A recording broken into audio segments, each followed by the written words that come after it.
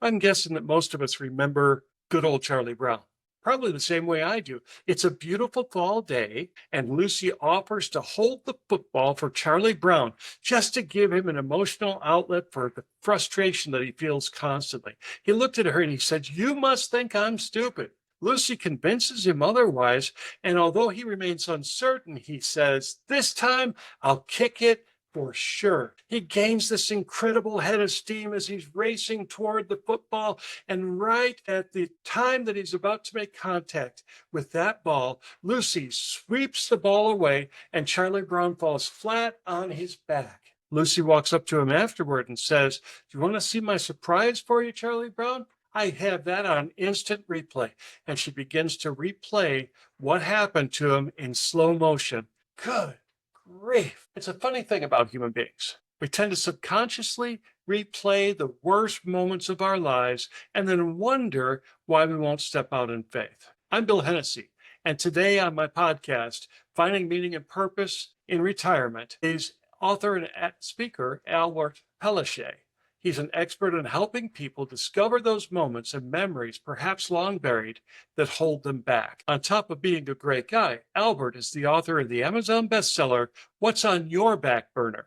Using Dormant Desire to Relight Your Fire. His book sparks the motivation that will eliminate any resistance to doing God's work that you're being called to do.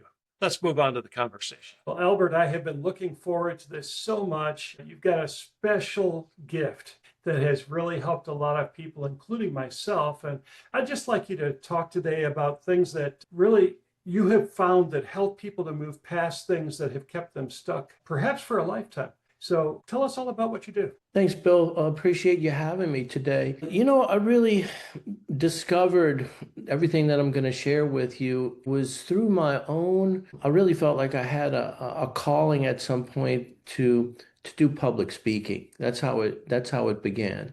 It came kind of like in an odd way. I had a salon business where I rented space to independent beauty professionals who would come and rent space. And when I opened it, this was 17 years ago, and it was doing really great for about 5 years. And then all of a sudden, it ran into a bad patch. And when it hit the bad patch, I really didn't understand what was going wrong with it. And it was very frustrating. And I had an epiphany one day while I was in there. It's like, oh, okay. These people who came to rent from me, they were great hairstylists and barbers and, beauticians, but they really just weren't great at business. And I said, I don't know much about the hair business itself, but I do know about general business. So I started teaching a weekly class and inviting whoever wanted to come. And it was 8 women joined the class, and each week for 3 weeks, they came and I told them pretty much everything I could think of. And I realized after that I didn't know anything about the actual beauty industry that they were in. So I started inviting other people to come and speak to the group. Within about 14 or 16 weeks, all of these hairstylists had at a minimum doubled or tripled, their sales just by hearing wisdom being shared by other people, whatever their topic of expertise was. In my case, it was just general business principles. And then the other case, it was people from their own industry that was sharing. And it made me realize how much I loved, teaching and sharing the things that I knew that while they served me, didn't even really realize what a benefit they would have, to other people. And it just seemed so small. Look, and this wasn't a huge auditorium. It was only, 8 ladies coming to learn, but what an impact it had. And so then as I decided, well, maybe I should really get into public speaking and join Toastmasters. Whenever I discovered that when people begin to pursue kind of a dormant calling like that, something, and look, I thought about this in my 20s. And it didn't come up again until my 50s, so 30 years later. But that little seed of desire to do that, to learn how to speak publicly and get on the stage and make a presentation, it was just buried in there for 30 years. And now here I kind of accidentally rediscovered it by wanting to share with my own tenants. And it kind of lit a fire under me. It rekindled, that dormant desire to get back out there and do stuff. Now, immediately when I started attempting to step out, there was aspects of it that were terrifying. Most people don't like to speak in public. And even though this was a local Toastmasters meeting where there's really nothing at risk, it was incredible to really sense the fear of Mm. standing up in front of the room and sharing. And so I started having to do personal work to be able to have the courage to get up there and do the things I wanted to do. And so immediately I started discovering, what should I call it? Like little subconscious blocks that were keeping me from really doing it well. And I'm gonna give you an instance. Now look, remember, I'm in my 50s at the time, mid 50s.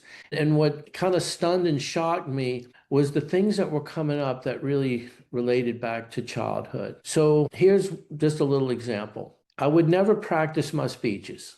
I would kind of think of them in advance and I would get up and these were, little 5 to 7 minutes. And I would do pretty well, but I would never practice. I didn't like to hear myself rehearse. And I would enter contests, and a lot of times I could get maybe to third place in the speaking contest, but never won. I never even got to second place, right? So I realized one day that really what was going on, and it sounded crazy to me, but this was the beginning of uncovering, what I talk about in the book that I wrote and released this year was when I was a teen, not even a teenager, when I was say like 10 years old. My mom and dad were divorced, and on Saturday morning, my dad was supposed to come pick up my brother, my younger brother, and I. And it was always a good time when he came to get us, on the weekend. We would stay there Saturday night and Sunday night, and he would take us to do fun things, ride go-karts, jump on trampolines, take us to the theme park. Probably a lot of that out of divorced dad guilt, showing his boys a good time. But there were mornings, Saturday mornings, as we grew up when we're all dressed up and ready to go. And, the time comes and my dad's not there. Yeah. And maybe an hour goes by and my brother and I are like, hey, what's going on here? And, inevitably 2 hours later, 3 hours later, the old-fashioned phone on the wall, and my mom would pick it up, and she was exasperated already because she probably had plans that day that, and she would answer and she would nod her head, and, it was the same excuse, his car broke down. And so it wasn't going to happen. We weren't going. And the experience of that was disappointment. And it was painful. Now, he didn't do that every weekend, but it happened fairly frequently, especially as we got a little older when, I was 12, 13. And so what happened is unknowingly, I digested the idea that disappointment is so painful that it's something to avoid. And the way it was manifesting in my life as a 50-something-year-old was if I did a speech or entered a contest, to share something I thought was important to share, and I didn't practice, right? But I did okay. And maybe I got third or fourth place or sixth place. I wasn't disappointed because, what did I expect? The other people who beat me in the contest, surely they practiced, maybe rehearsed 100 times, and I could come in here and get fifth place just by winging it. And so I realized what I was doing was really just avoiding disappointment, as a 50 something year old. And then I started thinking about, man, what else, have I avoided doing in my life by avoiding disappointment? And in some sense, I didn't even want to really think about it, all the opportunities, but it became clear to me. And then I was aware now. I could feel it from then on when I was making a decision based on avoiding the disappointment. And so as I started speaking more and I got over that and I started coaching people, my clients, it just would dawn on me at some point that there was something similar that had happened in their life. Like they had ambitions, they had goals, they had a calling of some point, same as me. So I'm pretty sure everyone has a calling. Maybe they've let that little voice, go so soft that they don't really realize it's there. But the title of my book is What's on Your Back Burner? And I usually start with that question. And when I meet people, like, what is on your back burner? Almost everyone immediately can think of, what it is, this initiative or goal, or just some project they've always wanted to start, but for whatever reason, never get going on it, or they get going on it, but it doesn't really go anywhere, and then they put it on the back burner again. And what I've found is consistently, I would say 99% of the time, the thing that's holding them back is not what they think it is. So they will say, they will give me reasons why they haven't done it. And you and I met you at a conference recently, and I asked this question of the entire group, from the stage, what's on your back burner? People quickly come up with, they know what it is they want to do. And then the next thing I ask them is, why do you think you haven't done it yet? And you'll get very common answers. Well, I don't have the time. I don't have the resources. It's not ready yet. I need to study it. For a lot of people, it may be writing a book or giving a speech or teaching a class or starting an animal shelter. They'll have this handful of reasons that they think they haven't done it. And they're plausible. And they're great excuses, honestly. But the truth is, and they don't realize it until I take them to the next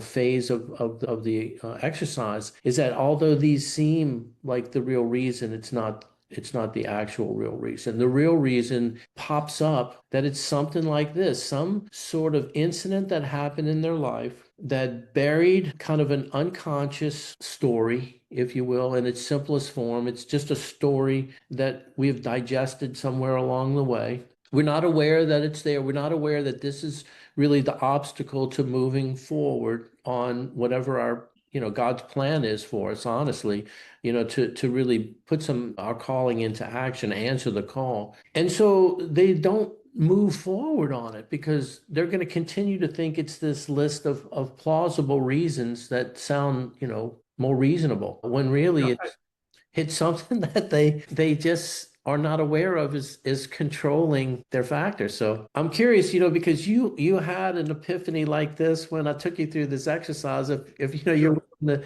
share it with your listener, like what did you discover just by answering these questions? Like what was on your back burner? And yeah, let me describe the room. I mean, this was the most exciting conference I've ever been in. It was 80 people like-minded. It was fun. There was all kinds of a verve in the room, and you stood up and people were right there with you. And then you brought us to this exercise. And what was really interesting was the holy hush that came over the room as you began to walk us through the things that have been holding us back. And I can remember sitting at the table with the sheet of paper in front of me that you had provided for us, very helpful sheet that kind of said, what would you do? And I had just released a book. I was so excited about that. But, there's also that sense of, do I promote this? Don't I promote this? What if it's not a success? All of those things were going through my mind. And I was thinking of all the reasons why that wasn't going to happen or what have you. And, there was the budget, there was not knowing enough about social media, there was enough, this thing or that thing. And then all of a sudden, I began to realize, like everybody else around me, it seemed that those reasons were really not what was stopping anything. And I think that kind of led you into the perfect segue where you kind of took us to that next step. And maybe you can describe that for us. Okay, so in other words, once somebody is willing to, acknowledge what is on their back burner, what is this kind of dormant calling? Or I say dormant, sometimes it's something you're actually working on and you just are having trouble pushing forward. Okay, once you identify what it is, this is something that you want to do. You go ahead and you get the excuses down on paper, why you say, all right. So then what I did for the room is I said, okay, I don't want you to think about whether you can do it or not, whether you're qualified or not, whether you have what it takes or not. I know in my heart that they are capable. You don't receive a calling that you're not capable of delivering on. I know that for sure, to the bottom of my heart. So then I asked the audience, okay, I want you to visualize yourself having already done whatever this mission, goal, initiative, it's completed. And really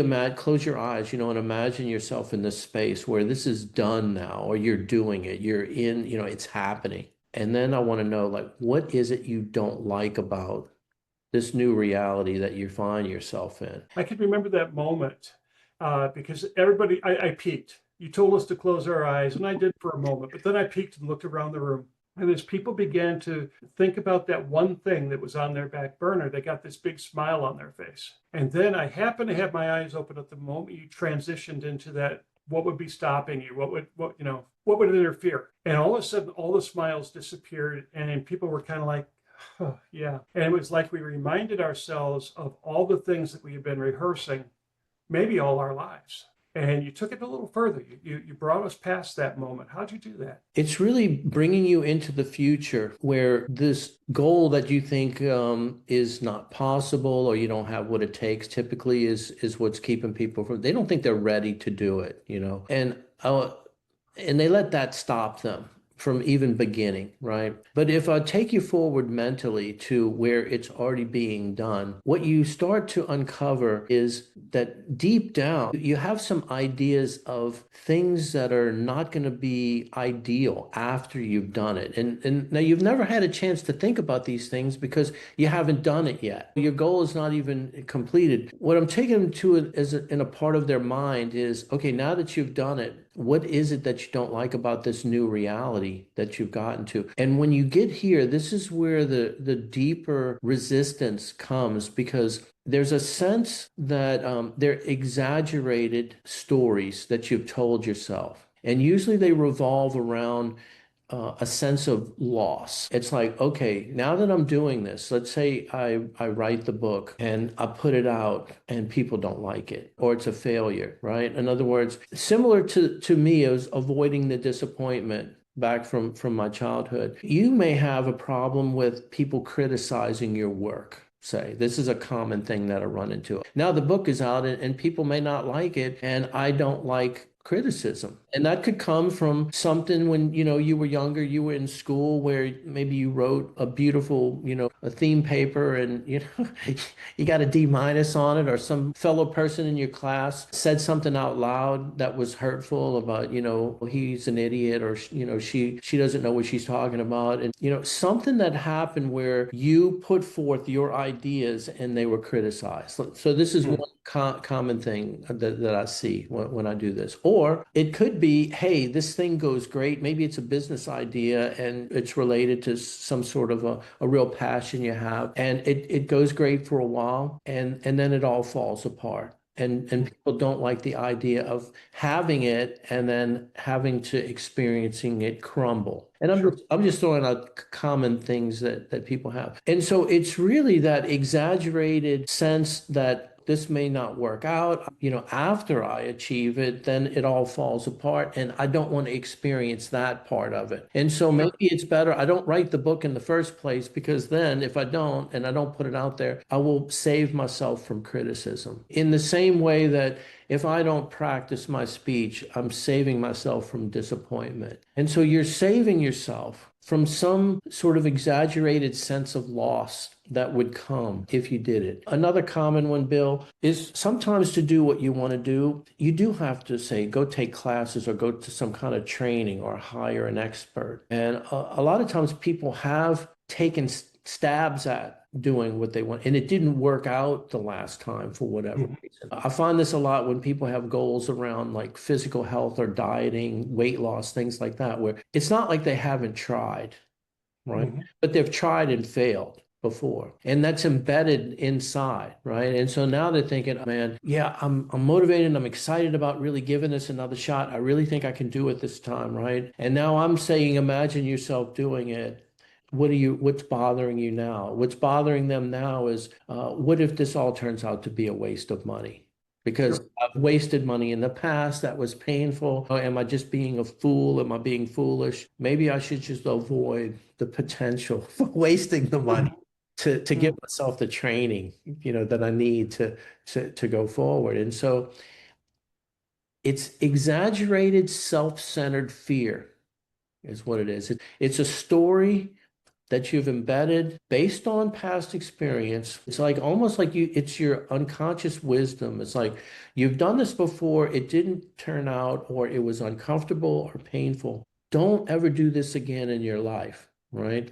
But you know, that could have come from, you know, something when you were, like in my case, 12 years old, right? But here now you could be 50, now I'm 60, and I've had clients in their 70s, and we go through this process, and they're sitting there with a dumbfounded look on their face, and they'll say, Albert, I hate to even admit this, but everything is coming from when I was in fifth grade. Something was going on when they were in fifth grade, and it became like a foundational experience. and filled them with all of these exaggerated stories of perceived or imagined loss. And then for the next, 50, 40, 50, 60 years of their life, they're avoiding things and it's unconscious. So you don't even realize you're doing it. And You so know, it's overwhelming.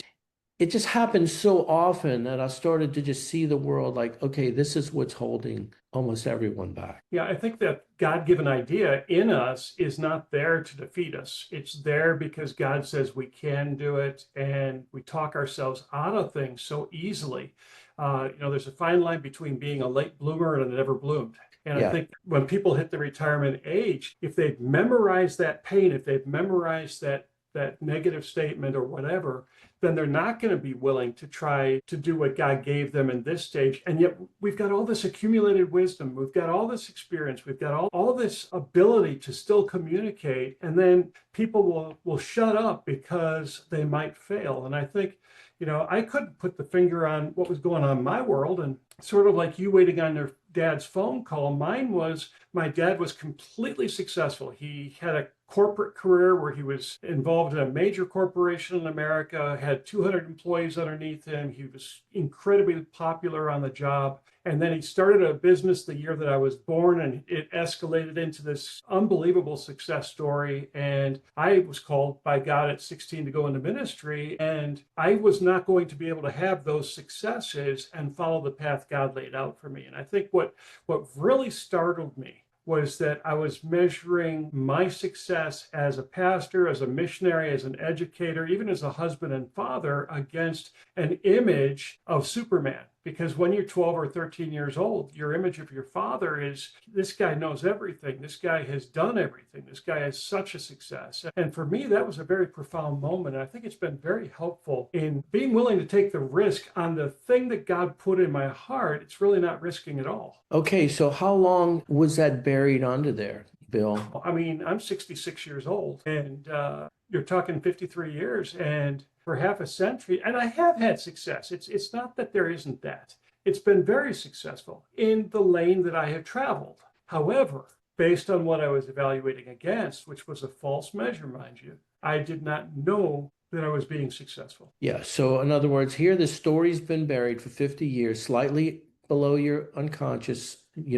awareness. And again, it hasn't kept you from being successful in life, right? But it's interesting to me that my little saying is the seed of your dream contains all the medicine you need. In other words, the reason that you're confronting this now, right, is because you're taking action on your calling, which to me is a seed that was planted inside of you. And now that you're taking action and you're having to essentially grow and develop and create some new skills, it kind of forces you into this situation where you have to address these things that are holding you back. Because if you don't, right, then you're not going to do it. And so I really believe that the seed is planted there because that if you sort of heed your calling and you take action on it, it forces you to confront some personal things that you have to work on and deal with so that you can deliver what it is you have to deliver. So it's like it forces you to confront and discover the things that are holding you back. And ultimately, I really think it's a gift from God in that if you move forward